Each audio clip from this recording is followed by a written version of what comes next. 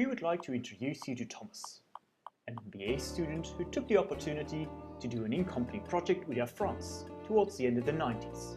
The topic? To develop a strategy and make recommendations to improve Air France's position in the airline sector. He starts by mapping the different stakeholders and identifies three large ones: the pilots, a rather privileged type of employee at Air France; the ground personnel and other staff, not very hard-working, nor at all influential in the decision-making process of the company; and the management, a bunch of disconnected, arrogant, self-declared royalty that are pulling all the strings. At first, he has a talk with management. The company is suffering heavy losses, and management makes a well-thought-out, reasoned and concrete decision. We need to change. Some years pass, during which nothing much really happens, and in 2004, management decides that the correct change is to merge with KLM. The cargo units of both companies are indeed practically merged, but apart from that, Air France and KLM stay two different airlines. Change? What change? We just keep flying like we always have. We have nothing to do with this other company. We merged? Really? To be honest, I haven't seen a KLM employee here. I think this merger is just a management fairy tale. Unfortunately, the merger didn't bring the desired results, and the company kept making losses. This led management to a new and revolutionary idea.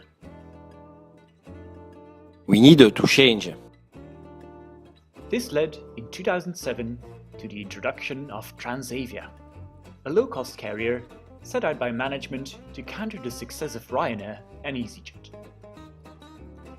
However, the reactions to this change from both pilots and other staff were mixed.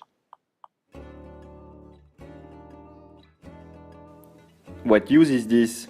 This is not our company. It's just a pressuring tool to cut our benefits, wage and our status. We are Air France pilots, not just some low-cost carriers. This is not who we are. This is not our company. This is no longer Air France. Next to this, the launch didn't lead to great financial success either, and Air France kept facing financial problems. Our stakeholders reacted to this in different ways. We need to change. We need to cut costs and have a series of rationalization. It can't just be a single big one. Huh? We need a series of rationalization. Management is worthless and can't be trusted. They've merged, spun off companies, launched low-cost carriers, and all of this without result. And now they want to go into cost-cutting? What a joke. Our management sucks. They decide to change stuff all the time without realizing what's going on. They just decide to destroy the lives of their employees. From their fancy ivory tower in Paris. We will strike, believe me. The cost-cutting was realized in the Transform 2015 program, targeting 1 billion in cost-cutting, amongst others by cutting 5,500 jobs. However, nothing really materialized, and Transform 2015 was quickly turned into Perform 2020, a program to cut costs by 650 million and to expand the low-cost part of the airline. Management had big ambitions with this new program. Pilots need to fly 100 hours more per year. Huh? If you don't agree, then we need to cut 2,900, 300 pilots, 900 stewards, 1,700 ground personnel, jobs in 2 years to become more competitive. Huh? As you could have guessed, reactions to this were once again mixed. So much change without any results? No more bending over. Management is not cutting anything for themselves and we are getting wage cuts. Wow, another fancy change program for management to show off.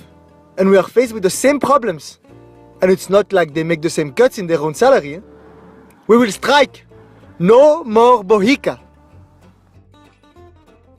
So after 20-odd years of strategic changes, M&A activity, and other various change programs, who's counting right?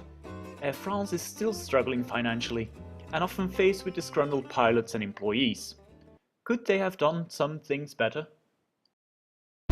created using Powtoon.